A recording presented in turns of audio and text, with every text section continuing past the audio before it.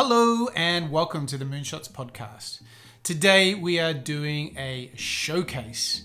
That's right, on one of our favorite authors. Yes, the man himself, Mr. Ryan Holiday.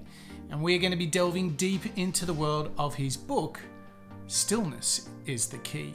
We featured Stillness Is the Key on show 114. And you can listen to that on Spotify. You can listen to it on Apple Podcast app. You know what? You can even listen to it here on YouTube itself. And one of the things that you've told us that you would love us to do is to put together some of the video of the audio excerpts that we used on the show. So what you've got here today is a whole selection of clips that we used for our podcast. And we managed to throw in a few extra ones too. If you're really interested in listening to the full shows that we got these clips from, have a look down in the description. You'll find all the links to all the wonderful podcasts, videos, and interviews that Ryan's done. And I hope you enjoyed this 8-part journey into Stillness Is the Key.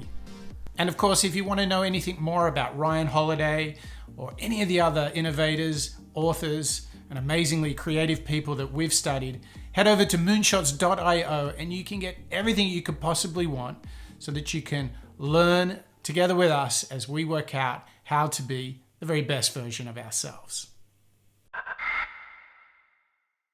Well, I talked to the Browns at training camp this year, and to go to this idea of, what you control, what you don't control. I went through these slides, I took sort of the Stoic thought and I tried to apply it to football. I was like, you control how you play. You don't control whether Freddie Kitchen plays you, right? You control how you play. You don't control the call the ref makes about that play, right? You control how you respond to the ref, but you don't control whether he listens to you. You control how you play. You don't control what they say about you on Twitter. Control how you play. You don't control if the team trades you. You control how you play. You don't control the weather while you play. You control how you play. You don't control whether your teammate drops the ball. You control your play. You don't control, what SportsCenter says about you. All you control is how you play. And so I think at the core of what I write about and who I try to be is I control what I write. I control the effort that I put into the marketing. I control, the attitude that I carry around day by day, and the rest I try to, let go of. So even, right, and you're less patient the younger you are, because you've experienced the I think one of the things you get as you get older is you go, your sense of time, you when you're 19, you've never waited for anything because you've only been even aware of time for 10 or 15 years. You know what I mean? Yeah. Summer vacations used to take forever. Right. Now, yeah, like that. Yeah. I think about this now having kids. When we had our second son, when our first one was roughly 2.5, and I was thinking, one day the son I just had will be 2.5. I was like, 2.5 years, that's that, but I've done something that's taken 2.5 years. So I had you when you're younger, the idea of waiting a season or waiting till tomorrow to send a tweet, it just doesn't occur to you. But as you've gotten older, you've had on the one hand, you have less time because you're moving towards death, but on the other hand, you have a greater sense of time, and so you can be more patient, I feel like. Yeah, no, I'm actually, I think there's a danger in some of those sort of books about routines, because people think that it's in the same way they go, 10,000 hours. Okay, just did 1 hour, just did another hour. It's not that. It's anything becomes sacred if you treat it right and you do it enough, and so it's not about what other people's routines are. It's about yours. And the thing I've learned since having kids and, the fact that I have a pretty rigorous travel schedule for my work is it's actually it's routines plural. I have a travel routine. I have the day the kids go to daycare routine, the weekend routine. You know what I mean? And the ability to go today I'm switching to this routine. So that there's also an ego, and then maybe this is why people think they can't have relationships, is going this is what I do every day. You're getting in the way of the routine. I gotta stick with that thing. To me, the ability to go like, sometimes I do this, but it's like when it's like if A then B, if B then C, like having different routines I can sort of effortlessly choose based on circumstances. Not only it allows me to be less rigid and less existentially anxious if the conditions are not perfect. Yeah, because we live in the world, and that rigidity is going to create all kinds of anxiety and issues because life has a way of intervening. It's like no matter how well intentioned you are and how many boundaries you erect to protect whatever routine you have, like stuff happens, man. And if you're going to freak out and your whole life is going to turn upside down because you didn't get to do the one thing write in your journal or whatever, then that's at cross purposes with the entire intention behind the whole thing.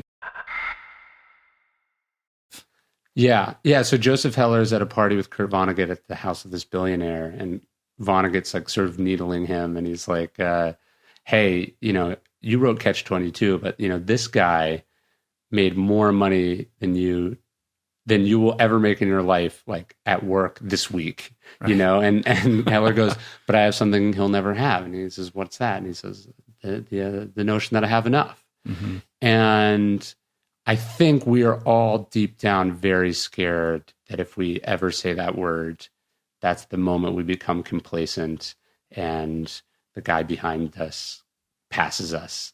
And in a way it is like if you're running a race and you're like, oh, this is fast enough, like that's when you get passed. So there is that element of it. But at the same time, like, so you're not allowed to be happy with the fact that you wrote one generational defining, like, classic novel that helped millions of people and defined, what that experience was for a whole, again, a whole generation. And like my favorite thing from Heller is this reporter goes like, you've never written anything as good as Catch 22 again. And he says, who has, right? So like he is sad. I like that. That's just great. Like, maybe I won't ever write a book as good as Ego or Obstacle. Maybe they won't sell as many copies. Like, but that's not going to prevent me from continuing to write. I don't think, I don't want it to. And I don't want, what I want to do is love the process. Like I want to love sitting down, starting the next one. Right? Yeah, stillness. How do you slow things down? How do you have clarity? How do you have purpose? How do you have intention with what you're doing? How do you limit waste and inefficiency? How do you find sort of solitude and peace? How do you do? I think about like why is it that a team can struggle, a football team can struggle a whole game, and then 2 minutes left, they need to score a touchdown and then cover like 90 yards in like 8 seconds. It's because they've stripped everything else out. And finally, they're in that place where they needed to be. And so you go, well, what if they could have accessed just 10% more of that in the game, right? Like what if they could access that on demand? That's what greatness really is. And so I have a definition of stillness that is not, just a monk, retreating into meditation, but Kennedy in the Missile Crisis, a football team in the 2-minute drill, a writer, in a flow state, whatever it is, like just being fully present and utterly engaged in what you're doing, even if it's a minor or a major thing. Why should I hope? Why should I listen? Why should I delay gratification? Why should I follow the rules? Why should I trust these principles or these norms? Let's just burn the whole thing down, or I'm going to do my own thing, or I'm going to do what feels good, or I'm going to make my own way. And so I think what I try to write about and what I think undergirds my books is some virtues or principles that go back a little further than that. So not what your parents thought, not what their parents thought, not what their slave-owning grandparents thought, but like what did people think and what worked 2,000 years ago, 500 years ago, 5,000 years ago. And I think I try to present it in a framework that people can apply in everyday life, whatever they're doing. When you go back and look, they always say history repeats itself. Yeah. And we're probably cyclical. Yeah. Right? So, there were periods of time in history where the Roman Empire grew so big and lost its morals and its virtues. Yeah. And then you saw where, really, if you look at the Christianity, the Crusades, where they lost, they lost their way, and it became about a whole lot of problems. And you see all this, you see that redefining now, because millennials feel like they lack a little of the hope, but it seems like the Gen Zs are really coming in next with more basic and foundations of. Yeah, I hope so. It's interesting. Stoicism, which is what I primarily write about, comes at the sort of beginning of the decline of the Roman Empire. So Marcus Aurelius is like, it's Rome is no longer a republic. There are problems. And then here you have this guy that's sort of standing against all of that. And so I think you do see Stoicism specifically appear at times of difficulty and stress and turmoil, because what we go, I'm adrift. This is confusing. This is overwhelming. What matters? How do I live? What's important? What's and where do I find meaning? And I think ultimately Stoicism and religion and philosophies, though, but present some answers to that. In Stoicism, there's 4 virtues. It's justice, wisdom, temperance, and courage. And I think those are, virtues in short supply today, which is probably why they're somewhat resurgent, at least among people who are searching. I think going for a long walk might get you 70% of what meditation gives you, or something. Like, let's say the point of my book is like, okay, meditation is great. And let's say it's everything that we're told that it is, but for some reason we're not doing it. Like an analogy, you know, Ramit Sethi is the personal finance. I know he is, yeah. He's like, look, people don't keep budgets. Like, you can write a budget, but you won't keep it. So I'm not going to tell you to do it, but I am going to tell you to set up these auto transfers in your bank account, and then it takes that out of it. So my point is I could tell you to meditate, and I know I should meditate, but I'm not gonna. I'm just knowing myself. So I will take a walk, and I'll 80-20 it. Mm-hmm. I'll get a chunk of it. The walk takes a lot longer. It does. And you're willing to do that, but not meditate. Yeah. It's interesting, right? Yeah. Or swim. To me, swimming is the best one. There's something about swimming that's like a pipe cleaner for your mind. Well, I think it's immersive. My theory is totally immersive. So it has a sensory deprivation component. I think there's something womb-like about swimming that our bodies just respond to on a primal level. No screens. You're looking down, so you're not really seeing anything. I think there's something about cold. I get much more out of swimming in a cold pool than when it's hot. And then there's something about the forcing yourself to do something that at first you don't want to do.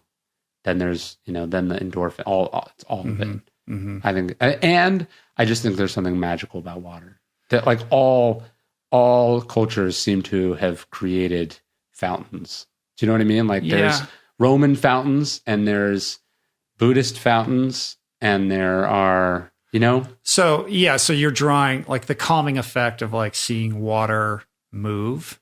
But that's different from the immersion. I would agree with you. There's something that happens in swimming that I don't running is amazing, and it serves lots of these similar kind of, agendas, but there's something distinct about swimming. The call to stillness comes quietly. The modern world does not. In addition to the clatter and chatter and intrigue and infighting that would have been familiar to the citizens of the ancient world, we have car horns, stereos, cell phone alarms, social media notifications, jackhammers, and airplanes. Our personal and professional problems are equally overwhelming. Competitors muscle into our industry. Our desks pile high with papers, and our inboxes overflow with messages. We are always reachable, which means that arguments and conflict are never far away. The news bombards us with one crisis after another on every screen we own, of which there are many. The grind of work wears us down and never seems to stop. We are overfed and undernourished, overstimulated, overscheduled, and lonely. Who has the power to stop? Who has the time to think? Is there anyone not affected by the din and dysfunction of our time?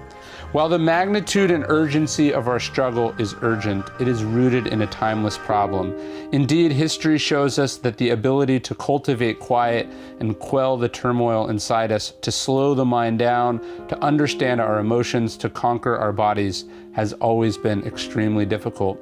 All of humanity's problems, Blaise Pascal said in 1654, stem from man's inability to sit quietly in a room alone.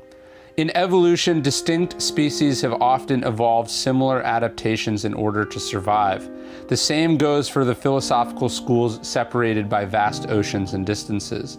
They developed unique paths to the same critical destination, the stillness required to become master of one's own life, to survive and thrive in any and every environment, no matter how loud or busy. Which is why this idea of stillness is not some soft New Age nonsense or the domain of monks and sages, but in fact desperately necessary to all of us, whether we're running a hedge fund or playing in the Super Bowl, pioneering research in a new field, or raising a family. It is an attainable path to enlightenment and excellence and greatness and happiness, performance as well as presence for every kind of person. Stillness is what aims the arrow. It inspires new ideas, it sharpens perspective and illuminates connections. It slows the ball down so that we might hit it. It generates a vision, helps us resist the passions of the mob, makes space for gratitude and wonder. Stillness allows us to persevere, to succeed. It is the key that unlocks the insights of genius and allows us regular folks to understand them. The promise of this book is the location of that key, of stillness, and a call not only for possessing stillness, but radiating it outwards like a star, like the sun, for a world that needs light more than ever.